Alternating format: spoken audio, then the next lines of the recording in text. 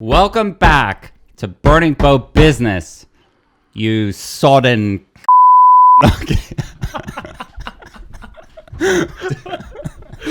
Very strange that I have a large nose, and I'll tell you why. I guess you're privileged to have a big nose then, because you don't live in harsh conditions. The habanero one? Holy fuck, dude.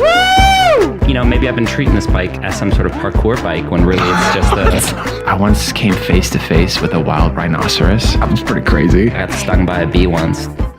Welcome back to Burning Boat Business. We are back. I am back from... Oh, finally. Sweden, from Norway, from Scandinavia. Well, you'll live there. First question, is Denmark part of Scandinavia? It is. Yes. It is. Wow. First things first, this week we had said we wanted to precurse our podcast with our sponsors. Exciting news. We got sponsors. We don't have any sponsors yet, but this is where they would come. But we are sponsored by our patrons. Patrons. Patreons. And those are our sponsors, and we are very thankful for them. And they let us This podcast is made possible by our patrons. That's a way better way of saying it. Thank you. Now, on to the episode. First things first, right? Here I am. I'm back. I think the first thing I need to do is thank you. Because, and I want to be genuine, actually, that I was able to take 3 weeks off is pretty crazy while we're starting a business. And I was very grateful for that while I was gone. And you fucking killed it. You had a video to work on. And it was... I got so excited the day that you sent it to me. Can we talk about it a little bit? Yeah. Just quickly. It's like the sports video we're working on, if you've heard us talk about it before. It was our biggest budget video to date. Yeah. We spent 4 very tough shoot days on it. And there was kind of all this footage, and I had gone through it before I left and had tried to do some graphics before I left, but a lot of it was left in your wheelhouse, and you fucking killed it, mate. Thank you. Really good stuff. And again, just taking over the business for 3 weeks while you're having a baby and everything. I fully appreciate it, and it was used to the fullest. I feel really good now. I don't want to say I feel better, because I wasn't feeling bad when I was leaving. But like refreshed. I feel very refreshed. Ready to go. Yeah, very motivated. It's like a reset, which is what we were talking about. Exactly. So I think, not going to lie, it was definitely difficult. Yeah. I'd prefer if you lied. But like I said yesterday, that it was also rather enjoyable to kind of have a little bit of it was just me working on the videos. Not that like when we're working on it together, I feel confined to anything or restrained in any way. Yeah. But there was just an element of whatever I come up with, I can kind of just spend the time on it. Like, so even if it's bad at first, I didn't have to like convince anyone that, but it will be good. Right. I just kind of spend the 3 days on it to make it good, and then I can show it. Yeah. So it was, I enjoyed it. It was good. That's good. And I'm happy with the video as well. And you did something, I thought that was interesting. There was something that you had been like, what if we do this? And I was like, no. Yeah. It was basically this, trying to do a super slow motion sequence where you kind of interpolate the footage to be slower than it actually is. Although we're already shooting slow motion, you can kind of use some calculations that the program can do to kind of try to calculate frames in between frames that you actually don't have. Yeah. And my mind was like, no, it looks like shit. It always looks warpy. Yeah. In my defense, maybe the clips that we were looking at when we were doing it were a little warpier. They were. But you pushed forward. You found clips that it worked really well with, I think, and did some effects in terms of like blurring certain parts and, kind of making it work in a way that I certainly would have never gone down that road. So there is something to be said about like being a bit of in your own bubble for a second. Yeah. Where you can just... Because, had you been sitting next to me for the 4 days when I was like working on that segment, I would have constantly felt like, oh, it doesn't look good yet. It doesn't look good yet. It doesn't look good yet. And at some point, I might have just had to kind of abandon it. Yeah. Even the first couple of clips I was working, I was like, oh, it doesn't look great. It's interesting. That's actually something about that office, the sitting next to each other. I felt it today again because today was kind of my first day back. Right. And when you are working on something and you constantly have this feeling that the other person's watching, right? There is this strange right. Yeah. But I was just working on a thumbnail and it wasn't going so well, and I was like, fuck. I just kept on looking over, and you'd be like, I'll be like, God, it sucks. Look. It's like not a very good. And I'm aware of that. Totally. So I'd look over and I would think, oh, well, you probably also don't think that's the best yet. Yeah. But still, not that I said anything. Okay, well. Maybe in the new office, when we get there, they're opposites. Yeah. So we can be looking kind of like. I think opposites would be cool. Or just further away from right? And then maybe even something like where we have a screen here and you can just plug it into your computer whenever you're... Oh, check it out. Ooh. I don't have time to wheel my seat around to your side of the desk. Get a little bit of exercise. But I appreciate the thanks. And I appreciate you appreciating my thanks. Good. I'm glad. All right, well, let's get it started. The big elephant in the room, as they say, is the Kungsleden. Okay. So I had left to go on a 21-day through hike. Yeah. For those of you who don't know, that just means a really long hike. You just hike for all the way through. All through. I don't know what it's called. THRU. And that was the plan. Is it like trail running? Oh, is it well, it wouldn't be running. No, because trail. that would be the true hike, man. Trail hiking. Trail hiking, running. Where are you getting? Oh, there is an R. Sorry. Running. We don't know why it's called ultra running. Yeah, maybe. There was actually an ultra trail. Really? At the beginning, and I saw people run it, and it was marked off. I think it was 100 kilometers. Anyways, yeah, that's what I left for. Now, let me tell you what happened. You already know. I know. So the whole time, but you don't know everything. I gotta say a little bit. Yeah. So you leave, and I think I send you one email about a business-related thing, like almost straight away. Okay. When you were still on the bus, and you replied to that. Okay. And then I didn't hear anything from you for 9 days. Yeah. And then I get one email. Yeah. That was actually written to my mom. I so know. it's a weird, different tone. It was so different. Yeah. So I had to take that into account when I was reading it. But yeah, go on. I just want that. So I really don't know much. Yeah. I mean, I know a little bit. I don't remember that much. I'll have to look at the footage and stuff. I'm sure there's a lot of details that I'll leave out now. Okay. But just to start, so I left on that through hike, and it was 2 bus rides. I think the first one was 11 hours, and the second one was 13 hours. Oh, that many? Yeah. I thought it was just one. With a stopover in Stockholm where you have to just like... The first bus was that long? Yeah, and it was the fucking Flixbus, right? And so we were going, and then I was like, we're doing stops, because it stops every once in a while. In my head, I'm thinking, at some point, the stops are obviously going to stop. Because we're going overnight. Like, who the fuck is getting the bus at 1, 2 a.m.? Right. There were fucking people. We kept fucking stopping, which made it impossible because, like, the loudspeaker comes on and everything. And you wake up and you're a little bit conscious of, like, will some people come in? Are they going to take your seat? Whatever. So that was just, like, a really bizarre, like, bus ride where it's like I was just sleeping in these weird chunks of time. And at one point I woke up and there was somebody next to me. And I was like, whoa, that's weird. Right. And then got to Stockholm, waited a couple hours, got the next bus, right? This sort of like, there's like 6 people on this bus. Okay. Going from Stockholm to, there's a couple stops along the way, but not nearly as many, to Hemavan, which is where the trail starts. Yeah. Right. And on the bus, it's so long and you have nothing to do, because the first bus you had Wi-Fi at least, and the second bus you have nothing. In my head, I was already getting ready, like, don't use any power, don't use any internet. You know, I need everything to last 21 days. So I'm not touching anything. And I meet a couple people on the bus, whatever, out of like the 6 people. And then we arrive there. And as soon as I get there, I realized there's this one couple I'd been talking to, but they had booked a room in the hostel that's there.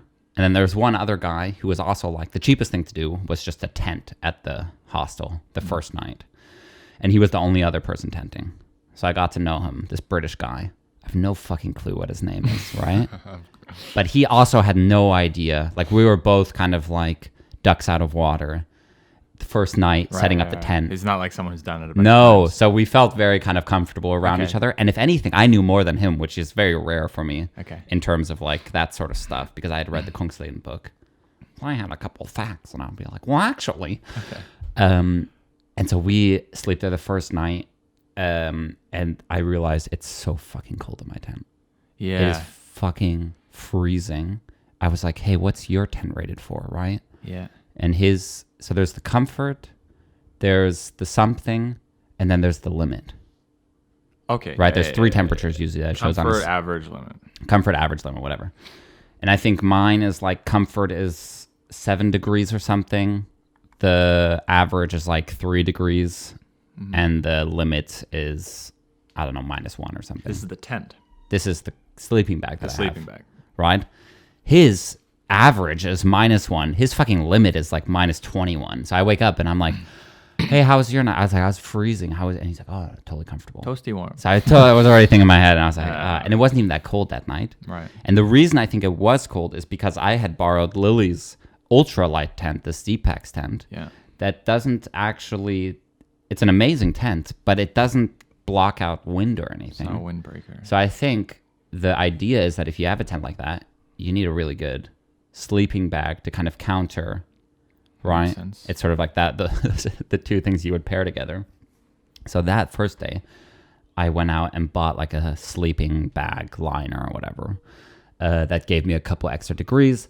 Then we go to the grocery store, we buy all our food, all this stuff happens. It's like this big, like, you know, spending a decent amount of money and stuff and getting all this food and planning and blah, blah, blah. And then finally we get started and we go on the trail and we're excited. And in our heads, we're like, okay, we're going to be through this thing for most of the trip. Although I had also told them, like, at some point I'm going to peel off. Oh, you were going to do it together? Well, it's you start with somebody.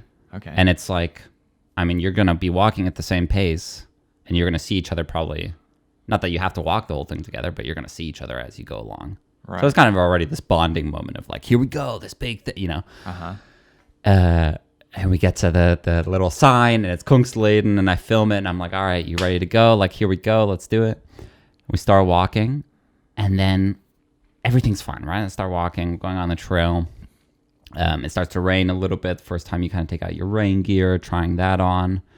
And then at one point there was a plank, maybe like 2 hours in to the walking. Yeah. And I lifted my leg and I felt this like, sing, like a little like of pain. Like a sudden thing. Yeah, like a little burning, you know, or like electrical kind of, it just was like, ooh.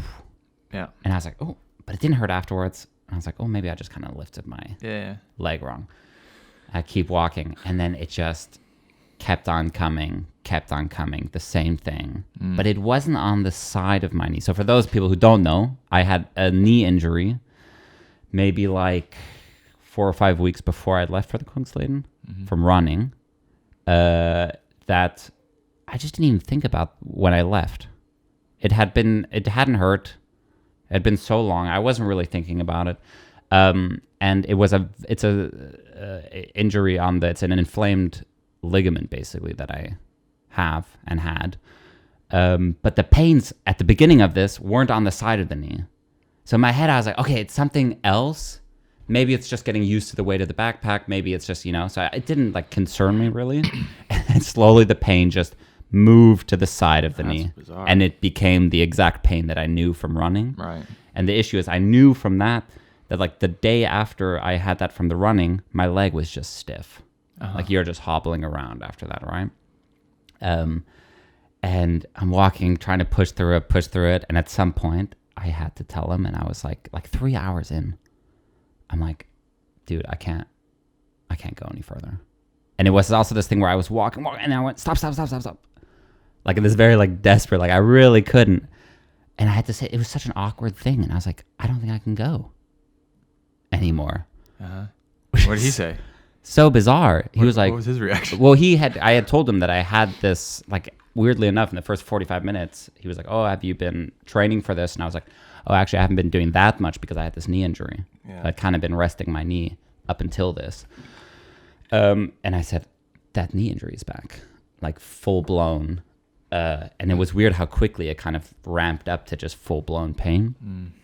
And then he was like, okay, well, I'll hang out for a little bit. Because I was like, oh, let me just sit here for like 20 minutes, take some ibuprofen, see if that does anything. And then we keep walking after 20 minutes, like absolutely not, it's the same thing.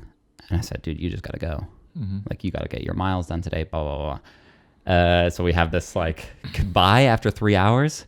I never saw him again. I have no idea who he is. Oh, I hope he listens to this podcast. Like, it's so strange. It was so funny. So he goes, and then I'm just sitting there feeling so sorry for myself. Yeah. And so like embarrassed, because in my head I was kind of pissed that I was like, of course you should have checked your knee before you left. Like, I think in the preparation for it, it's also this thing, I kind of convinced myself like, oh, that's just a runner's injury. Hiking won't be that same impact on my leg. That's what I would have thought. You know, it just won't be the same thing. Yeah. But I didn't want to test it because I was also like, I should have just done like a 10-mile hike before I left or something, right? I guess. I mean, hindsight. But it's also that thing when something doesn't hurt, it's very hard to like think about it. Yeah. Right? Yeah. I just feel super sorry for myself. And then I make the decision, I have to go back to Hemavan. It's the starting point. Right. And I even thought in my head I might have to tent at least one night because I had walked for 3 hours there, but now like I was walking at like an eighth of the pace, just super slowly. I thought, okay, well, I got to go back, and I'll let Mads know I'll be back in 2 days. Oh God! You know, I'll let everybody know that trip's aborted. I was so, and it was also just like this, like. He spent the money on the bus tickets. I already had bought my plane ticket, which really frustrated me. Like all this second stuff time is kind as of, well, because you exactly the first one. Exactly. And I was like, I'm never fucking booking a plane ticket in advance ever again. It's like such a all that going through my head, and just the embarrassment of it, and the like. I really, in the moment, it felt like, oh, this is such a massive failure. Yeah, you know. Like massive. And the whole like, oh, it's not that easy to take 3 weeks off and to have that all figured out. But so I start walking back, and I walk back maybe for like an hour. And as I'm walking, I start to get into this rhythm. At first it's really slow. And then I start to get into this rhythm where I was like, okay, well, if I just keep my legs straight, right? I can still bear weight. I just can't bend my knee. And you can walk reasonably fast with a straight leg. Especially because I had the pulls. That like saved my life. And at one point I was kind of going at like a decent pace, like half normal pace or something.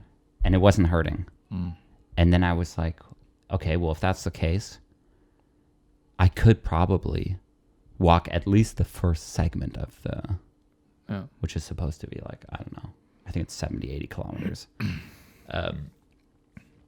So then again, I'm like, in my head, I'm like, is that stupid? Like, am I, like, should I do that? Should I not do it? Now I'm already walking back, blah, blah, blah, blah, blah.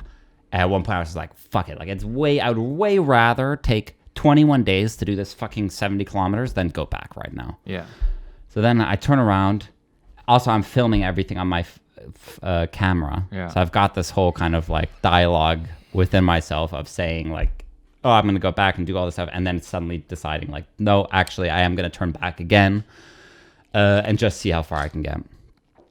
Yeah. So that was just the first 3 hours of that fucking trip. And immediately I also decided the only person I would contact, because in my head, there was kind of a couple solutions, that I would go to Ammarnäs and... What's that? That was the first section of the trail. And I would ask Lily, who is a friend of mine who was in Norway, who I was going to end up at the end of the 21 days. That's who I was supposed to meet up with at the very end. Yeah. And I was going to ask her. I knew she was on a Workaway island. A lot of asides here. A Workaway is basically a some sort of job you can do in either a foreign country or your own country, but it's usually like on a farm or in a lighthouse or some kind of cool area where you can work. You don't get paid, but you get to live there for free. So I thought, okay, well, I'll just ask her. Maybe her bosses will let me stay on the island for free if I work, and then at least my plane ticket doesn't go to waste. Right. Yeah. That was kind of the only thing I could think of, and I said, okay. Also, if that doesn't work, if I can make it to Ammarnäs, I can probably make it back to Hemavan, which would then that's where I started from. And then I said, okay, well, at least it's a circle, and it would have been like 10 days of hiking or something if I did that. So that's kind of where my head sat. I still had data at that point, so I texted Lily just when I had a brief moment of data at one of the mountain huts I passed. And then I decided I wouldn't tell anybody else because there's no point in being like, what's my mom going to do? What are you going to do? Like, there's really like, I didn't see the point. And I was very much also like, I want to figure out what the hell I'm doing. I want to problem solve this completely by myself. I don't want somebody being like, oh, we'll figure out how you can get to that airport and then, we'll get you a plane ticket and you can fly back or whatever. So I write that to Lily. And then right after that mountain hut, I never had cellular data again, which was really strange. I have no idea why. As soon as I came back to Copenhagen, I also didn't have it. And then at some point, it just clicked in again when I got back, like yesterday. Weird. And it's so strange. And it was, it made it really difficult because that meant I texted Lily, but then I couldn't really talk to her for the next 3 or 4 days or something because I had to wait until I got somewhere that had Wi-Fi specifically, which is like nowhere along the trail. There's like every like 4 days, 5 days, you'll find a place that has Wi-Fi or something. So then I do the first day. I'm feeling like good about it. And I'm like, okay, I think I can definitely make it to Ammarnäs at my own pace. Nobody fucking knows anyways. There's no like race here or anything. I mean, I can take as long as I want. I got 3 weeks to do whatever. Yeah. And so I go.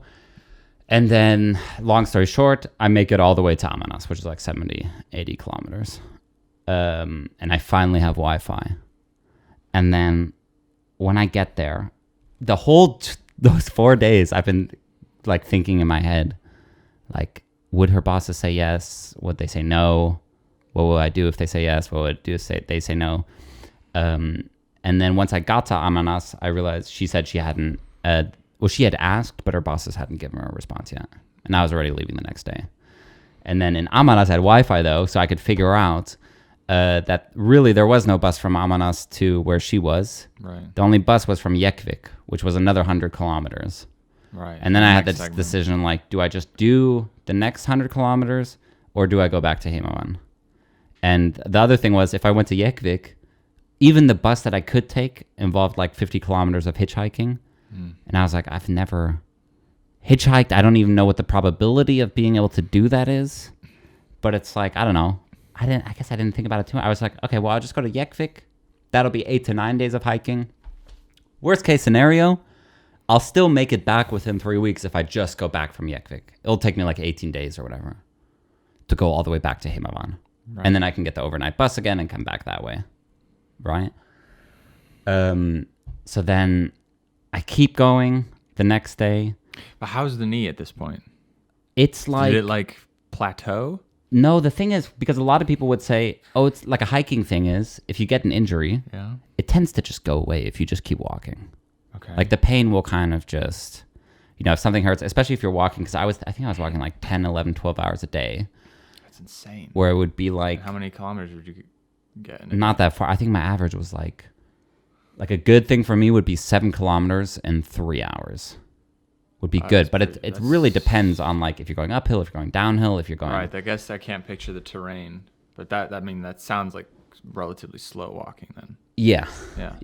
Are you like limping or how are you doing it? I'm walking with a hobble, like a pretty advanced hobble, where I got the 2 sticks, which are basically just crutches. Yeah. And I put the sticks higher than you're supposed to have them, and then they have like little slings in them for your hands. Yeah. And I would do this thing where I was walking this way where I wouldn't even be holding the sticks necessarily. I would just have my hands kind of forced down against those slings. Yeah. And then I would just walk in this like weird, you know. And was that more to prevent it getting worse or because it hurt? Because it hurt. Okay. Yeah, it would be like, but it was also off and on. It was just very strange, whereas like certain angles of walking, it would be like totally fine. So and so many times in my head, I thought, dude, I'm going to make it to Abisko. Like, fuck it. You're going to do the whole fine. Thing. You're going to do the whole thing. It's totally fine. Right. Oh my God, it's healed itself. It's really and I weird. like 20 times probably, I thought that in my head. I was like, dude, I'm fucking going to Abisko. Call it off, Lily. Like, thank God I didn't have cellular. I would have been constantly going like, actually, I'm good. Actually, no. Taylor has literally lost his mind. So then, yeah, it was very off and on, but I would say it got better as I was going. By like day 6, I think I said it was like 50% of the time it really hurt, and 50% of the time it was okay. So when it really hurts, what does that mean? Either the terrain is like forcing me to bend my knee. Okay, so like bending it was the thing that hurt the most. But then also weird things would be like if I crossed a bridge, it would hurt like a motherfucker. Like one day, like you gotta like. It's just a normal bridge. It's just flat and hard, but it would like be uphill a little bit, and it would like kill my knee. And there was like 8 bridges in a row, and I was just like dying. And I was like, why is this thing hurting? Or sometimes the planks would really make it hurt because some of the ground was really soft and there's like a lot of mossy spots. And I think also actually the uneven terrain, I could kind of choose my left foot to be on a higher plane than my right foot. Yeah. And if it's flat, you can't really choose. Okay. Right. So after a while, you might be like micro bending your knee a little bit or something. I have no fucking clue.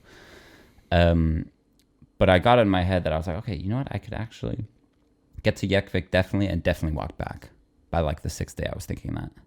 And I was like, I would be satisfied with that. That's like 18 days of hiking. That'll feel good. And in my head, I was starting to also be like this arbitrary fucking trail that somebody made up. You know, it's more for myself why I'm doing this and blah, blah, blah, blah. Yeah.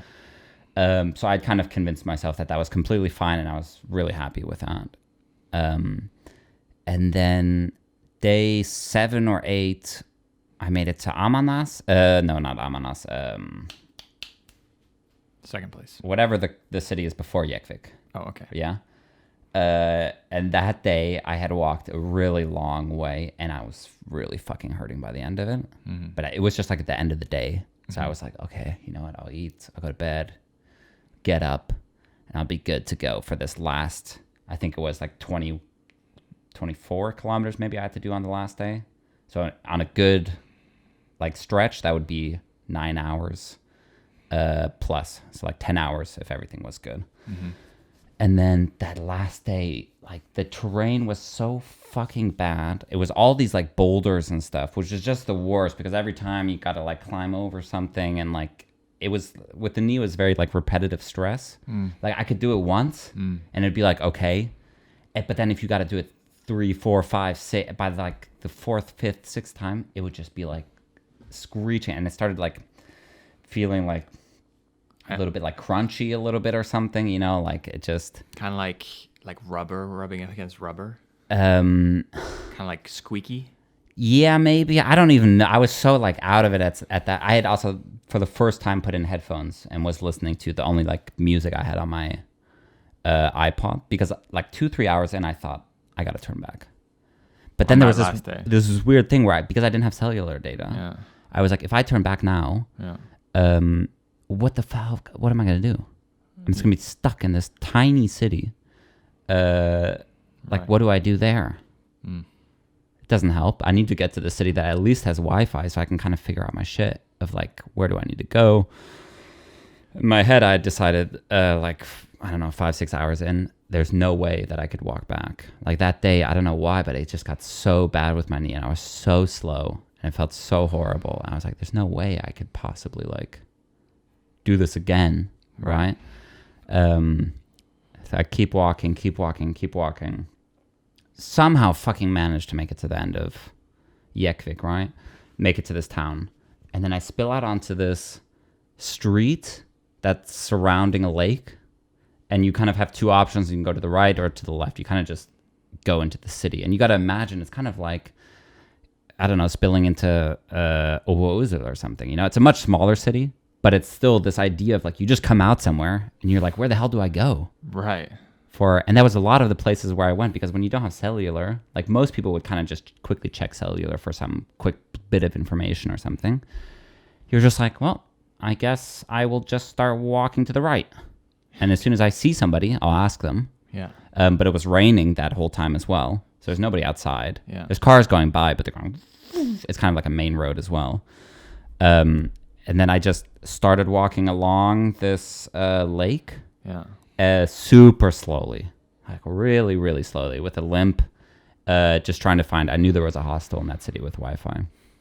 And I went all the way around the lake, and then there was kind of like one house at the very, like another like kilometer or something, just one. Right. And I was like, fuck, like, do I go to that house, or do I just turn around and check the left side real quick, and then go? If it's none of the left ones, then I would just go all the way back and be like, okay, that's definitely got to be the hostel. So I turned around, and I started going towards the left, and then I was like, nah, I'm gonna be pissed if that one turns out to be the hostel. Like, fuck it, no, actually I'm gonna go this way.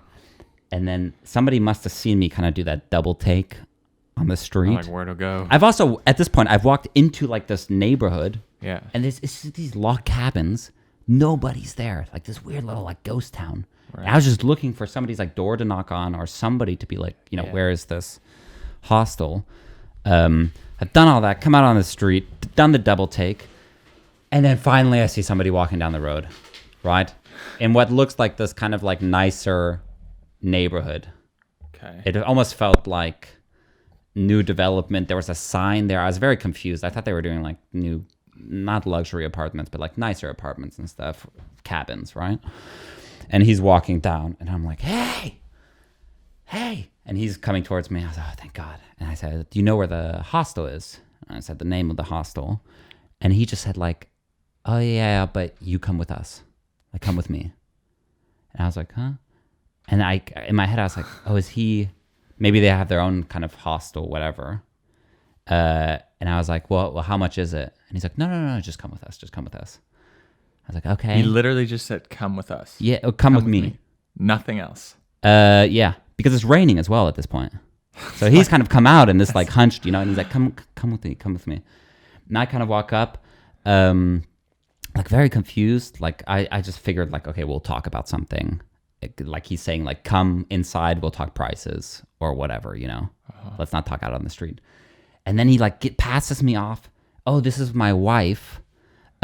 She'll show you where everything is. And I'm like, okay, I guess I'll talk to her and kind of get the information from her. And then she just showed me, and I'm a little bit blurry on this now as well, but she just showed me right away. She said, oh, I saw you out on the street, and I told my husband to go rescue that man over there on the street, right? She told him. A limpy man. Yeah, like, go and figure out who that guy is. And she's like, you can stay with us. You can stay here for free, right? We'll give you a bedroom. We have a guest bedroom. And you can take a shower right now as well. And it had been like 9 days since I've taken a shower at that point. Oh. And I'm just like, what the fuck is going on? Because I've also come out of Jäkkvik just like a total like... Kind of like loopy a little bit. Loopy, and also just in this like, not a negative mindset, but like, whoa, it's really intense right now. It's raining. Right. My leg hurts. Yeah. I need to figure out how to get to this town in Norway. I need to figure out the bus ride. I need to figure out Wi-Fi. I need to get to the hospital. I need to do all this stuff. And then suddenly it all just changed into this. He's like, here's your bedroom. Here's the shower. We'll be in there. Come see us after you've taken a shower. Because you smell like shit. I mean, it was fucking disgusting the way I smelled. I'm sure she couldn't quite smell it, but like, oof. And then she just leaves me. And I had this really dreamy, bizarre, like, going into the bathroom and like undressing and putting all my clothes to the side, using someone else's shower. It feels like when you're a kid doing like a sleepover at your friend's house and you're using their shower for it. Just felt very like strange and like, but like at the same time it was like the best shower I've ever had in my life. And so like I clean up and everything. Then I look at my room and it's like a bed with like bed sheets, like really thick sheets, right? Like a blanket and stuff. Duvet? And I'm like, yeah, duvet. And it's like this cabin, like this wooden paneled. Where the fuck am I? Like, what is this? And then I get everything ready. And I was already thinking like, should I film this? But it was just such a real moment. And I was like, I don't want them to think like I'm like how weird is that for me just for 20 minutes to sit and like talk about this on my camera while there's these people out there. So I just go out to this little tiny hut that they're sitting in, this Norwegian style hut or Swedish style hut. Walk in right away. There's two other people there. They're like niece and nephew. And he's just like, oh, do you want a beer? And I'm like, yeah. And he gives me a beer. And then I sit down and they're like, do you want some hot dogs? And I'm like, yeah, sure. Do you want chips? Like, yeah. Like I've only eaten couscous for now, like all this food. I'm like, what is going on? And then it was just this amazing night with them. And they are freaking like partiers. I've never seen people drink that much alcohol in my life. Right. They were doing like, do you want snus? Do you want cigarettes? Do you want like giving? Yeah. In a way, and they're just enjoying their Saturday night as a family. Yeah. And there was this younger daughter as well and everything. And I was like, what the fuck is going on? And we have this like, conversation. We're getting to know each other and everything. It was this really nice moment. And then they're like, oh, well, do you need anything? I said, actually, it would be great if I could get some Wi-Fi just because my friend hasn't heard from me in another 4 days now. Right. And I just need to figure out, am I going to Bodø? Or am I allowed to work on this island? In Norway. In Norway? Or do I need to... figure out how to get all the And way at that point, I'm like, I can't walk back. Right. That last day, the knee was so... There was like, no way I'm walking back. So they said there's a airport 150 kilometers away. And I was like, fuck it. I'm going to have to eat the bullet on that and get a bus out there and then just fly out of that airport back to Copenhagen. Or because there's also no connection... You realize when you're walking, like that's the reason it's a through hike there. There's no road that goes alongside it. Right. There's so many like lakes and mountains, and it's like a nightmare to try to figure out from one city to another city. The public transportation is like you gotta go way out, and a lot of them they just don't connect. Which was like in my head, I was like, oh, of course I'll be able to. And I just was like, no, like there's no real way. Because at some point I also thought, well, maybe from Jäkkvik I can just go with the bus a little bit further north and finish the trail in the Abisko if I'm just a little bit slower. Yeah. And I couldn't figure that out either. And the other reason in my head, I was like, I knew I wasn't going to go past Jäkkvik is because the mountain hut stopped there as well for like a 90 kilometers section. And I was like, well, that's just stupid to be injured. If I'm halfway through that, I'm 40 kilometers from help either way. And then it feels like that thing, like you're just putting unnecessary resources at risk of like, a helicopter's gonna have to come pick you up, or who fucking knows? Like, it's just I just thought of it. It was a dumb thing to do. Anywhere else on the trail where I was going, which is also why I was like, even if I have an injured knee, there's a mountain hut every 25, 30 kilometers, right? So worst case, you can hang out there until you feel better. They have food, they have everything you need, and then you could figure out your way back home or whatever. Anyways, so I talked to them. I'm like, yeah, Wi-Fi would be great. He hooks me up to the Wi-Fi. And in my head, I'm like convinced at this point, like, oh, it's okay, but there's no way Lily's bosses are going to say yes. It's such a ridiculous proposal. Like, hey, I'm just coming to work for 2 weeks. I don't know, it felt ridiculous to me. Just get the Wi-Fi. Sure enough, she emails. She's like, it's totally fine. You can come. They said it's fine. And I had like this wave of relief kind of washes over me, except I'm still thinking like, how the fuck am I going to get there? Because I need to take this bus, and then I need to hitchhike, and then take another bus or a train or something to get to this island, all without data or internet connection. So it's like as soon as I leave the Wi-Fi, it's all like, even the hitchhiking, it's like you got to know exactly where you're going. Yeah. You kind of want to know even beforehand, like what road you should walk down if you couldn't find a hitchhike or something. Because 50 kilometers I could do in 2 days probably, I thought. Worst case scenario, just walk down the road. How far was it at this point all the way back to the start in kilometers? Like 170. Yeah, okay. Yeah. Yeah. And that's like, what? That's almost like halfway, isn't it? Or like I think the full thing is like a 420 kilometers. So I made it like a decent distance, I would say. And so then I'm like, okay, I just got to figure out this last part. And I was already thinking in my head, I'll sleep here because they had already said, we're leaving tomorrow. And I was like, tomorrow I'll stay in the hostel.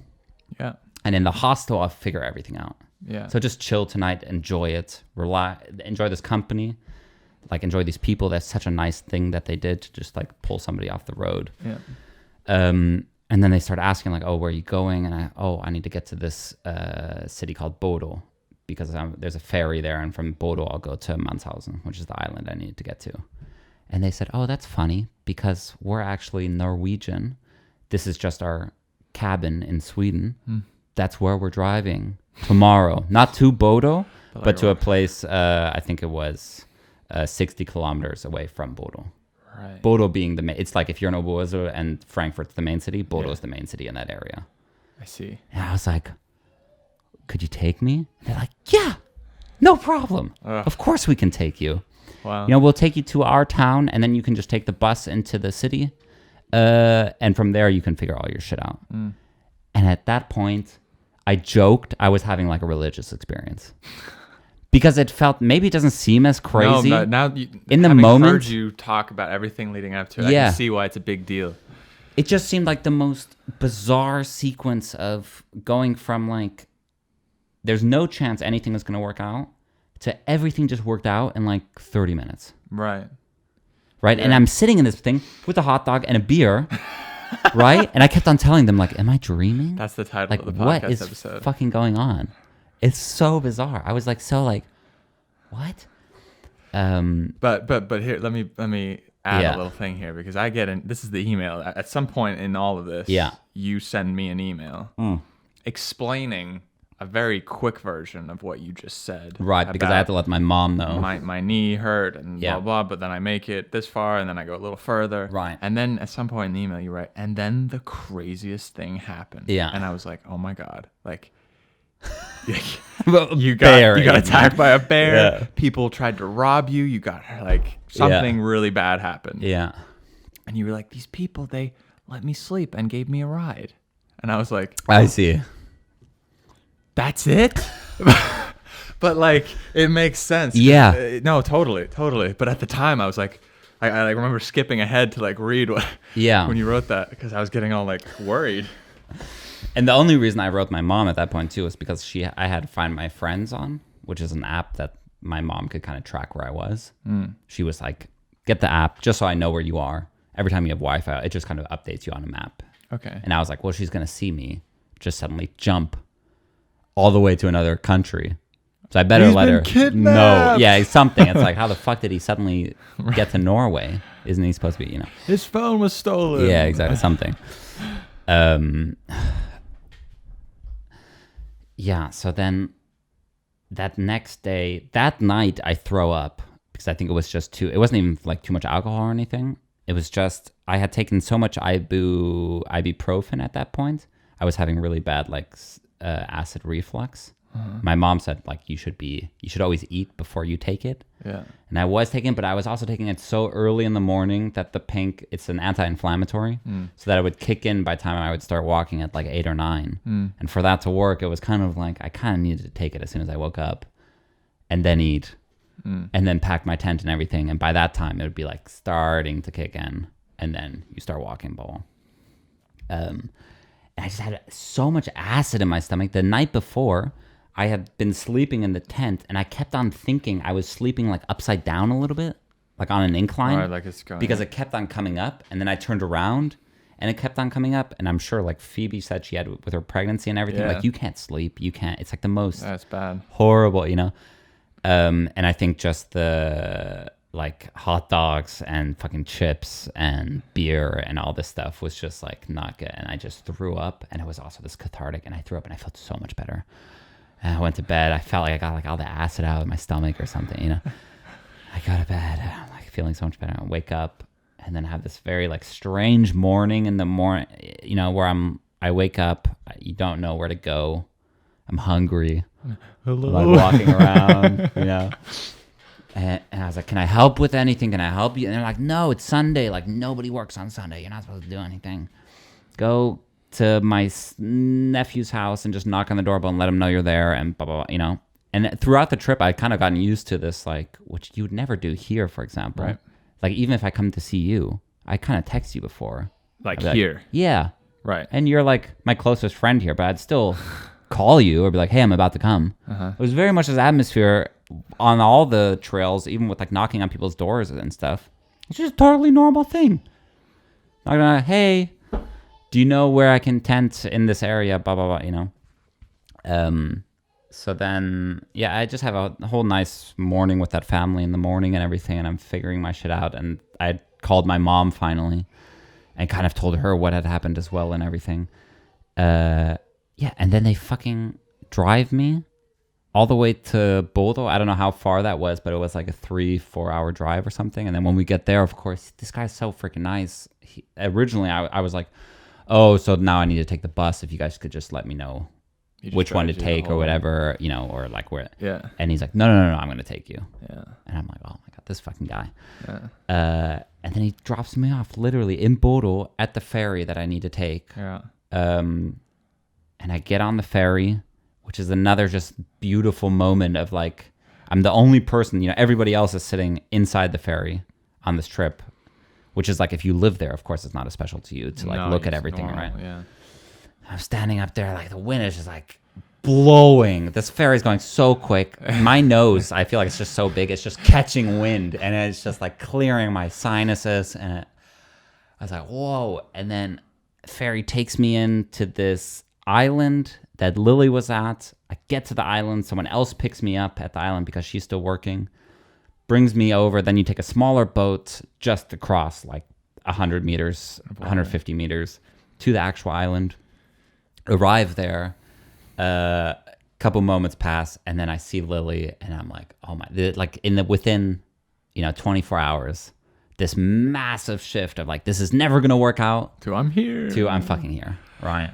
And now you don't have to really figure anything out for at least a little bit of time. Now I know I'm there for 2 weeks. Right. Exactly. Right. It's just like, okay, that's done. I survived that. It worked itself out. It was also that thing of like, whenever we do films, we're always like, everything just works itself out. Yeah. Like there's all these problems, and then you gotta just one by one, you take care of them, and it just works. Something happens. Right. Yeah. I mean, that's pretty amazing, especially considering that you almost just went back. Yeah. That's what I was and none thinking of it would the have whole happened. time. Like this, if I had gone back that first day, you would have never experienced any of that. Yeah. And not even the experiences, just the like, I would have been so sad. Yeah, it would have been a failure. Totally. Yeah. And it was just this like, it was so interesting because I was thinking, it shows kind of, I think in the last year, how my mindset is changing. Because I heard your voice in my head. I heard like my mom's voice in that moment where I was like, I'm going to go back. And I was like, like I think like a year ago or 2 years ago, I would have just gone back. I would have been like, well, this didn't work. And then just that like, yeah, why not just see if you could go just try a little bit. And then we get to the fucking island. And then that island is its own experience, you know? Yeah. Which is something I hadn't expected at all. Yeah. To then be on an island where you're working 5 hours a day, right? On a beautiful, like Norwegian little island, self-sustaining island, whatever. And you've got the rest of the day off. What are you doing there, working wise? You're like cleaning. So it's basically, it's a island that has maybe 8 luxury kind of very small cabins. These almost modern like cubicle things that hang off these like the edges of the island where they're really cool. I mean, there's like full glass in the front, and when you look down, you can just see like the ocean kind of splashing against the water and stuff. Like really cool cabins, and people stay there. Okay. And so, but they only stay there usually for like, I don't know, 1 or 2 nights. A few people stayed longer. And there's not much to do on the island, I guess, then. No, there's like nothing to do. Yeah, literally you do your work, and then you've got a couple, you can go like kayaking and stuff. I mean, there is stuff to do. Kayaking or like rock climbing or stuff, blah, blah, blah. But you've got all this time off. Yeah. And I think that was the thing with the Kungsleden. I had thought on a hike, you would have so much time to reflect. Yeah, do stuff. right. Yeah. I had kind of been thinking like I'll Relax. probably start working on my second film, just the first couple ideas, throwing them out and stuff. I want to read a lot while I'm on the hike. I didn't do shit. Like I would walk for 10, 11, 12 hours. You fucking get to camp. You got to figure your shit out. You got to get water. You got to cook. You got to clean. Then you got to get everything ready for that. And then you sleep. Like I just tried to read once and I read a sentence and I was like, oh, no, I'm too tired. And I would just go to bed. When would you go to bed? Whenever I was done. Right. Yeah. So there was no kind of usual time. How long were you like in sleep mode for? So I'm assuming there was a lot of time when you like were awake in the middle of the night or something because of the cold or the wind. Oh, like, I have no idea. Like okay. It would be hard to say, but you're just boom, and then you kind of some nights sleep well, some nights maybe not so well, but then you just slowly wake up, and then I would set my alarm and stuff. Then the alarm would go off, and then I'd be like, okay, here we go. Was it like an excited feeling in the mornings, or was it more of like gotta like just get on with it? I think the sun really helps. Yeah. And there was very little sun on the trip, but if there was the rain, or because it was just a ton of rain. Like I think it rained for the first like 6 days I was there, and you would see a glimpse of the sun, and you'd be like, yeah, and just be like showering in it, and then like slowly the clouds would kind of close again, you know. Right. But I think I would be once I was awake. I would be like, and once the dreadful thing in the morning to me every time was packing everything up. Yeah. Because you've taken everything out, you know. Right. Because I got the camera, I got my cooking set that you still need for the morning. Although I didn't need the propane, but I need the thing to eat my cereal. You've got all your clothes out because you've gotten your dry clothes out. You've obviously the sleeping bag, the sleeping liner, the thing underneath it. I mean, basically your whole, and then you got to repack it all, which is also fine. But then most mornings I would have like wet clothes that you then just have to like get in. Here we go. And you take all your nice pajamas off and put them in this. I had like a wet bag so that they never got wet. And then you just put on your, same socks that you've had on for the whole time. But aren't those the thing? I mean, to me, that would be in the moment, horrible. No, you feel amazing after. Right. You're like, I'm a fucking man. Yeah. As soon as you start walking too, that's the thing. It's just because you're a little bit cold when you're not doing anything. As soon as you start walking, you're like, everything goes away, gooch. Right. Besides, of course, the fucking knee. Right. Which is this continuous looming thing. And it really became a frustrating thing for me because it was like, I felt like the only thing I was talking about in front of the camera because it just occupied so much of my mental space. Because it's not like, it's definitely not getting better. So you can't really settle on the decision of what's going to happen. Right. It's constantly an unknown. Yeah, exactly. It's changing. Yeah. And then people are concerned when they're walking by you, Ooh. Are you okay? Is everything okay? Yeah, it's fine. No. Do you need us to? No. I'm just trying to. Oh, where are you going? Oh, I'm just going to. Ammarnäs. I'm just going at my own slow pace. Yeah. And yeah, it was like a really good experience. But like I said, right now the way I'm thinking about it is like I don't want to go back and like conquer it again. Right. I have no urge to go back and do it. Nor before the PCT was the big kind of thing I had been thinking about. At some point in the future. Yeah, as I was walking, I was like, no fucking no. Huh. Yeah, because for me, what was the massive difference about your expectation? Knee, regardless of the knee. Yeah.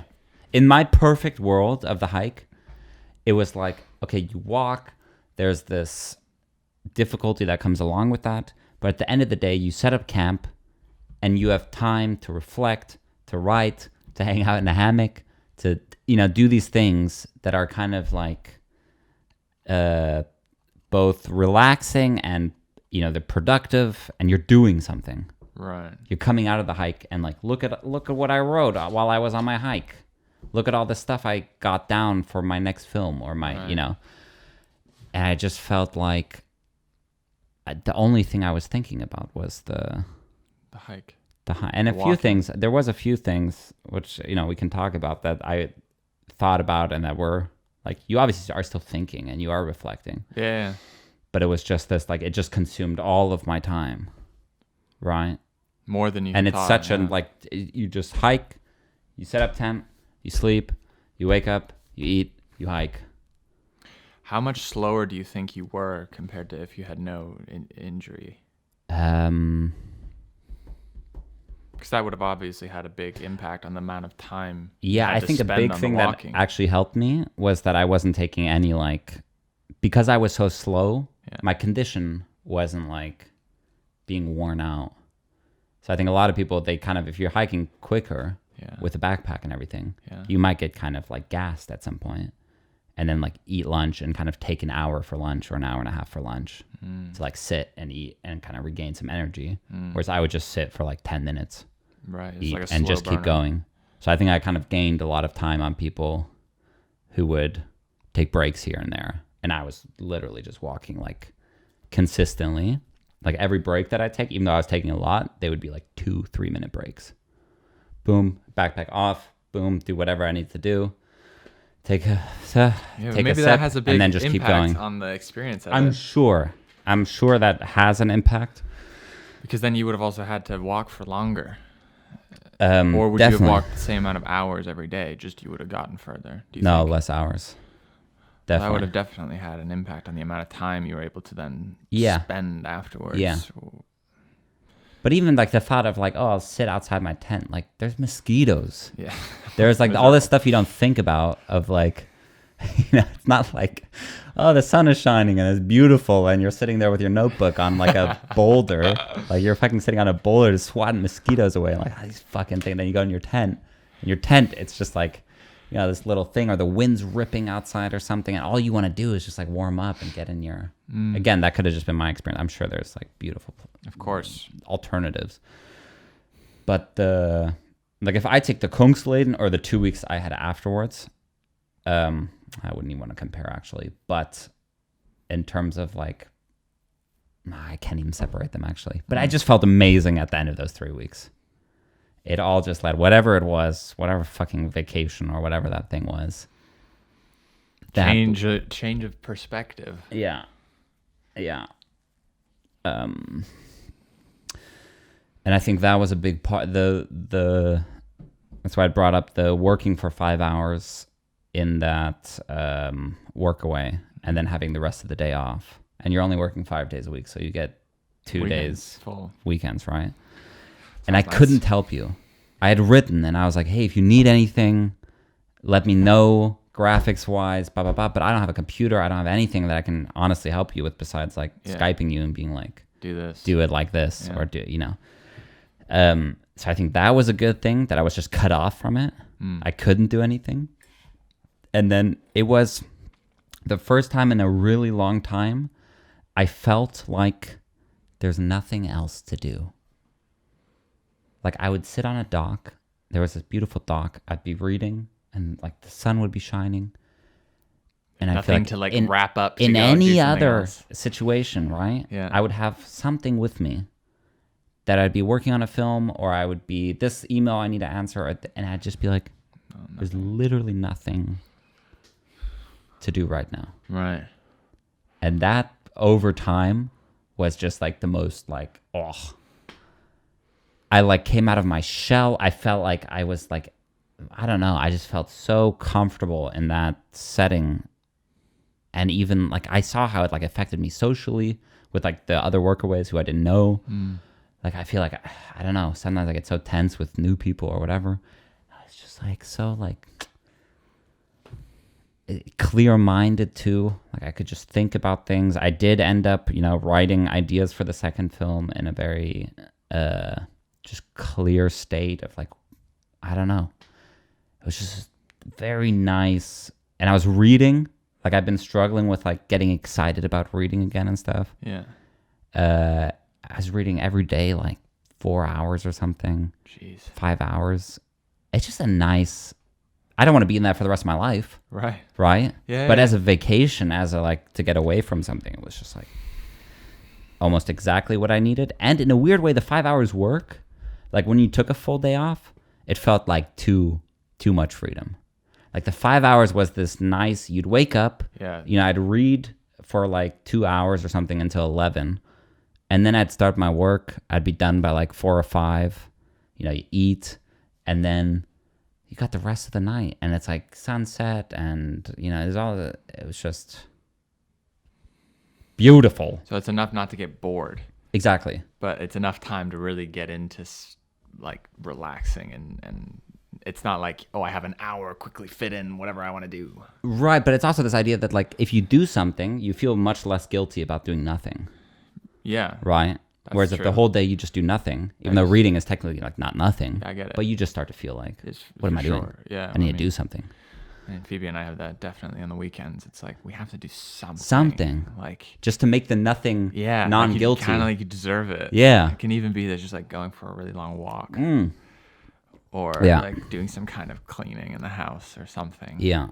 Makes the rest of the day feel way better. Totally. Yeah, I get it's really weird. Or it's not weird, but it's like, it makes sense. And then there was kind of like 2 big things, although I'm going to look through all the footage again. I'm sure I talked about a lot of other things, but 2 things that kind of stuck with me after now. Yeah.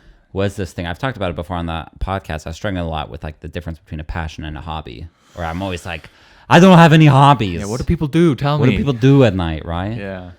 And on the trip, I had this click one day where I was just like, my passion is film and relationships. Yeah. Relationships being like a necessary thing almost. And relationships being all kinds, like family, friends, business relationship, all that stuff. So I said either like 80 to whatever % of my time should be either spent on film or that. That's it. I don't need anything else. And then everything else is a hobby. And I think that's why the Kungsleden, the walking for 3 weeks, I think in my head started to feel like, why did it need to be such a long thing? I could have just gone somewhere for 4 days because that's a hobby. If I take 3 weeks off, that should be either to do with film or relationships. Right. Right?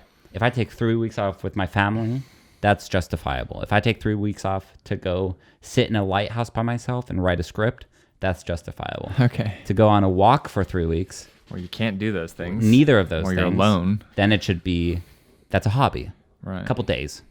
And that's how I felt as well. Like 3 or 4 days into the walk, I was like, I feel refreshed. I don't need more. It's nice to have more time and stuff. But that distance from like just getting away from the computers and the thing in my head, I kept on thinking like, I could have just gone on a climbing trip. Not that I was regretting it or anything, but I was just like in the future, just to keep a mental note. It's like, go on a climbing trip with Mads for 3 days. It will do the same thing that you're looking for. And if you want more time off, again, it should have to do with film or relationships. Right? And then it also takes the pressure off everything else, because I was like climbing, chess, playing the guitar. It's like, those are just for fun. Yeah, those aren't I don't want to be the best climber in the world. Yeah. Doesn't mean I don't want to like work out and like work on it and stuff. Yeah. But there's no pressure on it. Right. It's not this big it's not intense the same thing. as film. Right? Or like chess or the guitar. It's like they're all just things that are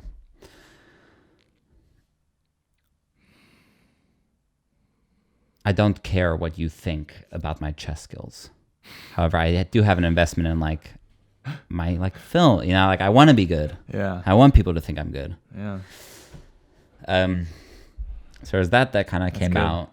And then there was also this thing that I kind of talked about, was this my eating habits on the island. So when you do the Workaway, you are working so that you can stay there for free and you eat for free. And it was the first time, besides living with your parents, first time, other than the other 18 years where I ate for free, since then, that I've not worried about money when it comes to food. Like you don't have to buy it. Yeah, exactly. Yeah. And it was insane how my eating habits changed. Right. And I was almost unconscious because I came off the Kungsleden. So the first couple days, of course, I was eating like a fucking madman. Because it was just all so good. It was good, and you're just like... It's there. you just haven't eaten very much in 9 days. Yeah. Right. So you're just like, oh my God, I just can't stop eating bread. And I just go crazy. And that just extended for the full 2 weeks. Right. Just eating. And then my eating habits became like, I know you've heard me say a bunch, like, I just didn't eat lunch today. Or I didn't eat dinner last night. Yeah, or breakfast. Yeah, I'm just like, I didn't eat it. Yeah, I'm aware. And there, it's like, oh my God, I couldn't miss a breakfast. Are you crazy? And I was like, well, it's not that I would say I have like a eating disorder, but certainly unconsciously, I think money definitely affects the way that I eat. Thinking about it as like, well, if I just don't eat as much now, I can save some money and eat that tomorrow, or, and I never think about that consciously.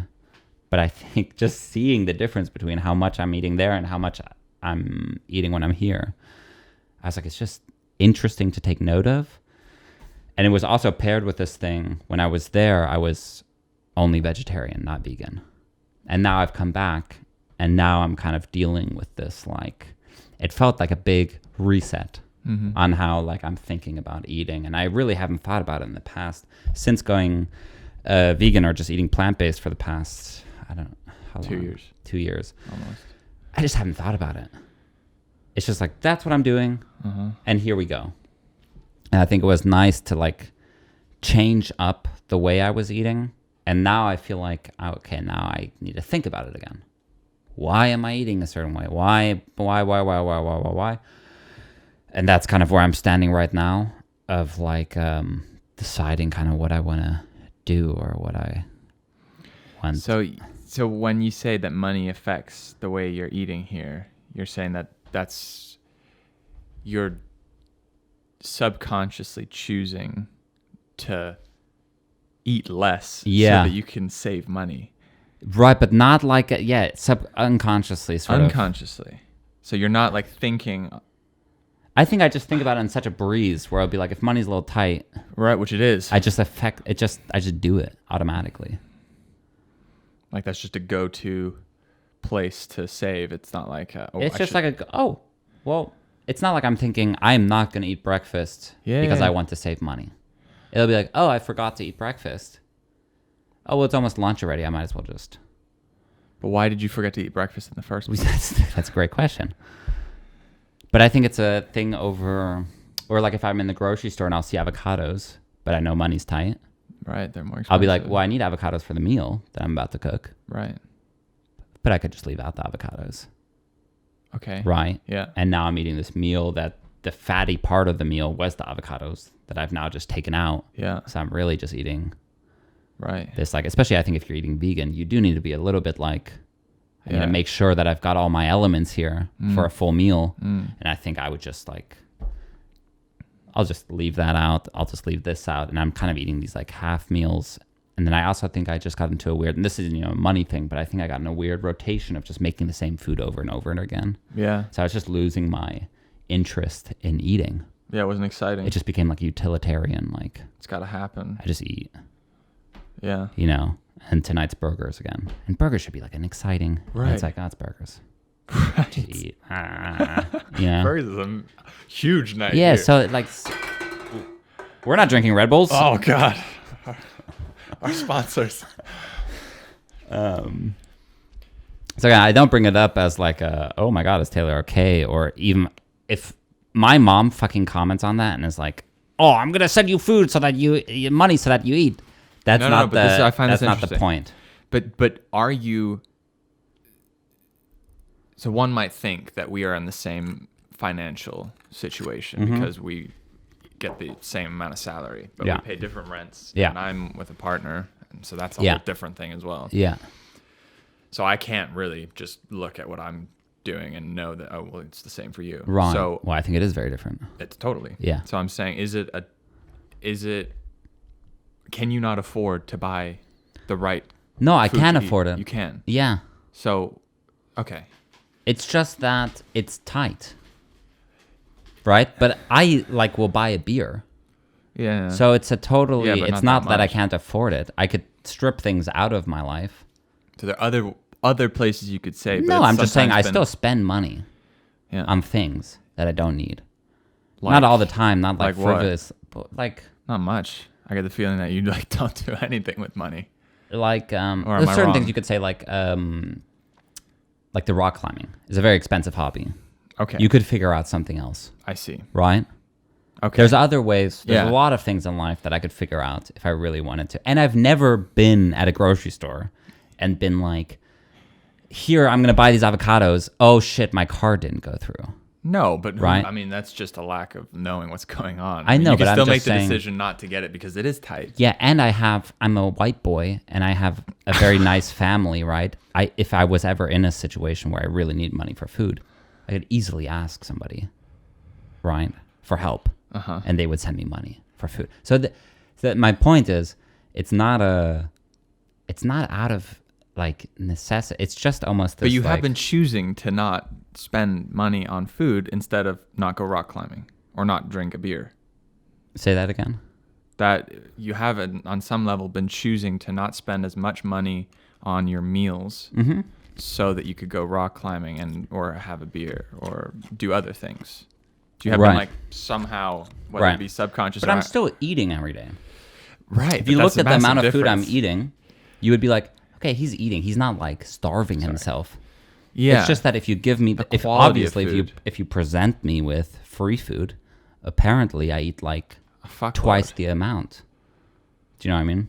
Yeah, I know. I eat a lot. So the thing was like, when I got back, I weighed myself now, and I was saying I'm 3.5 kilos heavier than when I left on the Kungsleden, and I'm pretty convinced in those 8 or 9 days I would have at least lost a kilo, if not like 1.5 kilos to 2. So that's like gaining like 5 kilos, 4.5, 5 kilos in 2 weeks. And I feel like if you look at me in the mirror and just feeling wise, like energy wise as well, I'd almost say, I just feel better. I mean, I just look better in the mirror. That makes sense. Right. But the weird thing is I'd never thought about it before the island. So it wasn't even something I was like wrestling with. Of like, oh, I'm not spending enough money on... I never brought it up to you. I feel like I'm a quite honest person. If I'd ever thought that was something that was there, I would have been like, oh, this is a weird thing I kind of do, or I should try to change or look at. And it wasn't until I was there and I was eating so much that I was like, is this my natural? Because I also like snacking. Like if we buy a bag of nuts, I'll be like, ooh, that's like a special thing. We got some like snacks for during the day. Yeah. That's like a big deal. Yeah. Are we spending too much money? Yeah. On nuts? Because those are fancy and like nice. And it's like, do you know what I mean? I know what you mean. Yeah. When you're there and you have free nuts, you just go fucking crazy. Yeah. You're like, oh my God. Yeah. I can eat as many of these as I want. And then in that state, I was like, I snack all day. Like now I'm like, even with the lunch, I mean, I just ate a massive lunch. Like the amount of food I'm eating at the moment. You say that it's not something you've been thinking about. Now you suddenly become aware of it. Yeah. And I'm going to say that I feel like I have been aware of it. Of me eating? Yeah. Yeah. Well, I think a lot of people have told me like, oh, that's weird that you would skip a breakfast here and there or something. Yeah. Or things like we'll eat the same thing for lunch constantly. Yeah. And it's also become a thing for me. Like I just have a massive mental block and I can't think of anything else. Yeah. Almost like, but I don't know. That's sometimes I feel like we've had like what to eat for lunch, because that's something that we share, as in we normally eat the same thing. Yeah. And because I know that I am in a little bit of a different financial situation. Right. That I have to like eat what you eat too. Right. I'm like, I cannot keep doing this. Yeah. Like spaghetti pasta. and tomato Well, that's sauce. the cheapest thing you can eat, right? Literally can't. Yeah. So I have been thinking about that.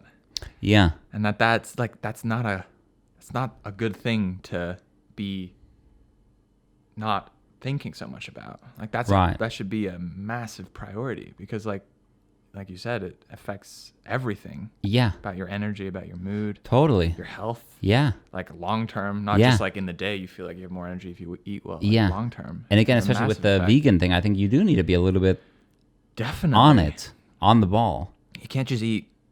Well, I don't think anyone could just eat blah, but yeah, for sure. Yeah. You've got to. But then also just saying going onto the vegetarian diet and introducing like cheese and butter and stuff like that again, right?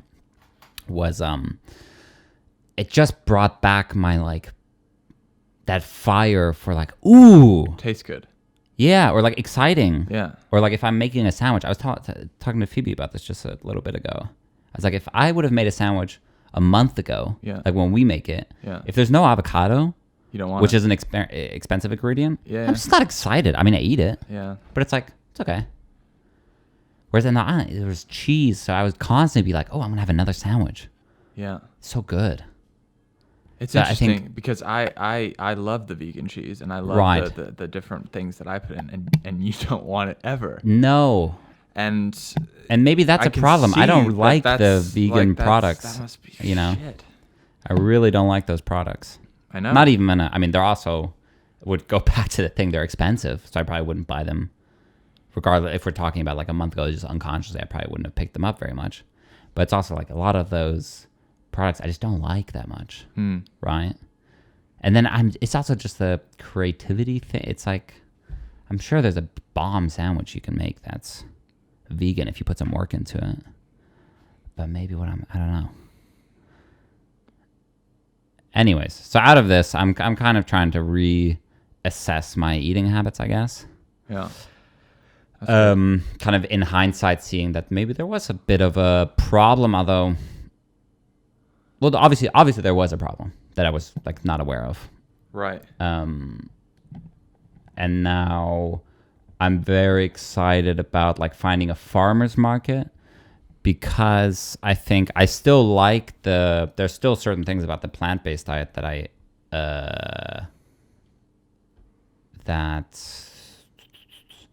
liked not being a part of certain things by having that diet, that I could just like, I don't partake in this thing. So I think now I just want to be a little bit more careful before I just go to the grocery store and buy all the stuff again. That's like, well, how could I source locally some cheese if I'd like, or some butter or stuff like that, right? So I think that's kind of the position I'm in right now. Yeah. Yeah. And it feels good. And yeah. That is eating habits. Anything else? What did you eat on the actual hike? Mornings would be oatmeal. Then for lunch, I would do tortillas and cheese. And then I would have a lot of nuts and seeds throughout the day to snack. And at night, couscous with a bouillon cube. Not a full one, like a half one. Half bouillon. Yeah. And then I had a lot of like bars and stuff that I had gotten before I left. Like I got those. That was the best thing of my morning. Was for like 6 days. I had 6 of those energy gels that we had on your film trip as well. And I would get so excited because it was like sugar, So it was like just in the morning. It's such the perfect thing. Also, that was when my like knee was the most sore, so it's just like this, and it has caffeine in it too. And then first 2 hours are just like good stuff. What made you already at that point decide not to eat vegan on the trip? I think so. There was the person I was with. He was vegan as well. The British guy. Really? Yeah. That's so random. And he had the prepackaged meals. Oh, really? That you buy. And off it again, it's like, I guess this is a thing I think about a lot apparently, because I was also like, they're so expensive, those things. Right? Yeah. But almost like 80% of the people, maybe even more, like every person I ate with was eating those. Sorry. Like for dinner. I think you got to realize how little money you actually have to spend on food. Yeah, I mean, I'm not saying we're like rich and we are in a tight position. But again, it's I would rather I spend the money. Like food should be a no-brainer, I think. For sure. It should be like you should eat until you're full. You should get what you need. You should start to buy other frivolous things. Yeah, you should eat until you're full. Right. You should get enough calories and you should get enough nutrients. Right. As a baseline. But I would even say, for me, I should eat until I'm like past even like I should spend money on nice foods. Right, but like avocados, right? Yeah. It doesn't even have to be like cheap food or anything. Like every once in a while, you should treat yourself to some like nice. Yeah. It's like a pleasure in life, right? For sure, but as a like baseline, nice nuts right? or nice, yeah, exactly. But then, like, I mean, you can't eat less calories, and you can't just suddenly cut out super important things like protein, yeah, or nutrients. Yeah. So like putting climbing in there before those two things, like that would be a problem. Yeah. But putting climbing before buying some like nice ingredients, I could, I could see why someone would do that. Yeah. Because that's like fine. You can prioritize what you want there. Right. But I'm saying, I think that's what's not working for me. Because again, if you looked, I mean, I did like blood tests maybe a year and a half ago or something. Mm-hmm. I'm eating enough to be healthy. Okay. And I think even when I say I'm skipping a breakfast, I don't want people to think I'm skipping a breakfast every day. No, it's like it would just be here and there. Yeah. You know, it would be like, oh, I skipped breakfast this morning, whatever. Again, I think I was eating enough. I just think I personally am better suited towards eating more than enough, I guess. More than what is the minimum ration of food that a human needs. Like calories. Yeah, exactly. You need to eat more calories. Well, let's just say the amount of calories that you need to eat. Okay, yeah. That's the most important thing. Right, or like I'm just saying now the baseline, I would say, is that if I look at myself in a situation where I don't have to think about money for food, that should be my baseline. Right? Yeah. So when I'm on the island and I'm not thinking about money, and now I can see how much I eat in that situation.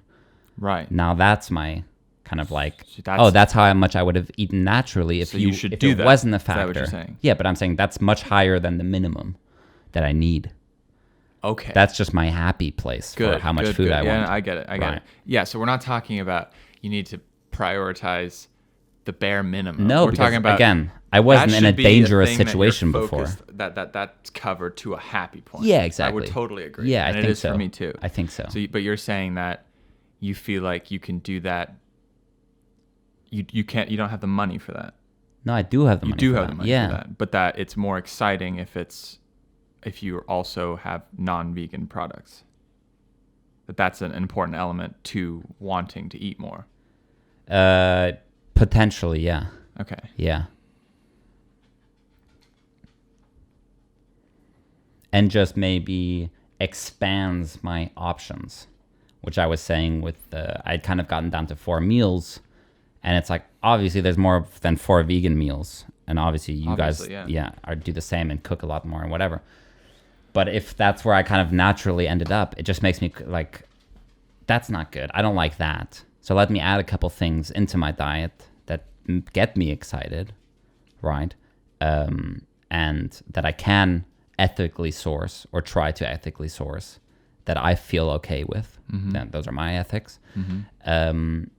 And if that makes me more excited to eat and brings me closer to that happy spot, then that is, worth it for me. Yeah, I can see that. Yeah. So that was an interesting kind of side thing that came out of these 3 weeks. That you like to eat a lot, to your surprise. Or just that I eat more. Yeah, that I eat more than I thought, Yeah, because also in that situation, you kind of notice when you strip yourself away from everything that is tempting, right, on that island, like I said, I didn't have anything with me that I would usually have. I didn't even have like books that I like to read. Yeah. So everything was just, when you strip it all away, you kind of see at your most natural what you do like to do. And those things make you feel good at the end of the day. It's like every day I jumped into the ocean, like socializing with people, reading, like all these things that at the end of the day I just felt great, that I think just gets a little clouded with me here because I have so many options. And I am a monkey at my core. And it's very hard sometimes to, hear that kind of like because you would see in the house too. I mean, in that house that I was in, maybe there's 3 people living in the house. And at the end of the day, like 3 people would be sitting on the couch downstairs, not necessarily talking. One person's reading, one person's checking their phone, one person's doing whatever. But you're all sitting together naturally. Nobody's forcing it. Yeah. You're just like, well, I'm not going to sit on my bed. Like, what am I going to do there? There's nothing to do. Yeah. Whereas here, if I'm in my bed, I can be on my computer. I can be on my phone. I can be FaceTiming somebody. I can, there's just all these like options that push you away from that, and that just make me personally feel way less like comfortable at the end of the day, or way less, or the like how much I avoid conversation in Copenhagen with people. And there it's like there's nothing else to do. You start to be like, let's talk. Yeah, like, what about this thing? Yeah. I would just talk for hours to like, like, what do you think about this? What do you think about that? Like there's, or if you saw somebody, you'd be like, hey. Yeah. Same on the Kungsleden. It's like when you strip yourself of that, having talked to anybody you meet somebody and you're like, what's up? Want to hang out for a little longer? Like, don't go yet. Want to chat? Yeah. It is. So what do you want to do about that here? I think I've got a couple things, just kind of, obviously the one being just like I'm aware of it. Yeah. So that helps. I think I had written a lot that I need to figure out a social group here. Yeah. I think I don't have a solution to it, but again, I'm aware of it. It's one of those things, like you think about it enough, I'm sure you just start to. Yeah. What does one do to hang out with people? I think it's just a weird situation to be in it's a city. I don't know anybody. Although I have there is a friend here that I've reached out, the guy like on Instagram, for example, or whatever. Yeah. It's like, I just need to reach out more. I just need to do more things. And it all kind of, those things funnel back to money as well. What would you call that? Like, I'm just not greedy, but like when you're not willing to spend, even going out socially to me is like it feels frivolous. It feels like an extra thing, but it's like, no, being social is like a necessity. But unless why don't I see that as like a human? But are you prioritizing something else over it? Because I don't unless there's something that I haven't understood, I feel like you're literally not spending any money on anything, and you don't have any left over. Yeah. Like you're spending money on rent, on food. You got a membership at a climbing gym. Climbing gym. And then I do drink. You have a couple of beers. Right. Or something like this. You buy like a kilo of cocaine every month, but I don't know. Well, if you think, we used to pay ourselves 7,000 kroner. Yeah, I know. And I spend 5,000 on rent, so it's 2,000. That's what I mean. You have no money. Right, but I guess that is. So when you're thinking, okay, I gotta eat breakfast or I gotta go out. Yeah, I guess it is. It might be a necessity, but it's not as much of a necessity as eating. Right. I don't feel like you're like I gotta not spend money because I gotta keep all my money. Yeah, like, there's nothing but maybe there's over. Other solutions. Maybe there's maybe you don't need to go to a bar with somebody to hang out. That's true. Go to the beach or something. Yeah, that's right. True. But in my head, it's like anytime you go out to do anything, it's got to be money. It's like spent. Yeah, exactly. So then you just kind of avoid it. And that's, I guess, is a little closed-minded, maybe. Yeah. Yeah. Because you could do stuff that doesn't. Or even like dating, right? I'm like, oh god, that's a lot of money. Right. But it doesn't have to be. That's kind of my own conception of it. I get it. That makes a lot more sense. So, how did we even get here? We're talking about like social life and how you would do that in Copenhagen. Oh yeah, so that's probably, again, unconsciously part of what's fueling a non-social life. Is a bit that feeling. And it, we have our own company. There's nobody else involved. We live in a bit of a bubble. Yeah. Right. We go climbing together. And it's like, I just need to probably branch out a little bit. Yeah. Totally. Yeah. Yeah. And once you make a bunch of friends, maybe I can come. No, they're my friends. Because I don't have any friends either. Yeah, it is. And that showed me as well on that island. I thought like, oh, I'm incapable of making friends. Maybe it's, maybe it's me. Maybe I'm so like weird that it's just. But the thing is, if you're put on an island, literally, with people and force them to hang out together, you make friends. Right. It just doesn't happen very much here. I'm not forced to be around anybody. Nobody's forced to be around me. There's no high school. There's no work. There's no sports club. Yeah. Everything we do is quite individualized. Yeah. You know, there's no... So you, as a person, have to start going, hey, you almost got to push people, you know, hey, let's do this. Yeah. Let's hang out. Let's fucking do whatever. Because that's not going to happen just magically. No, that's true. You know? But on the island, I made tons of friends. So I was like, oh, it's not... I'm not incapable. No. You know? No. And every time we do when we're like hanging out with clients or stuff, like for a longer shoot over multiple days, like regardless of who that person is, by the end, there's some form of friendship there. Yeah. Whether I'm like super pumped to hang out with them again is a different question. But like, you start to like, well, what else? Like, what else am I gonna do? I might as well try and talk to this person. Yeah, and you're in that situation. You're solving problems together, and blah blah blah, and friendships come out of that. You know. Mm-hmm. So, whatever that is, I think it's just something to focus on and be aware of going forward. But you've talked about this since you moved here. Yeah, because it is. It's not something you haven't been aware of. It's a lonely.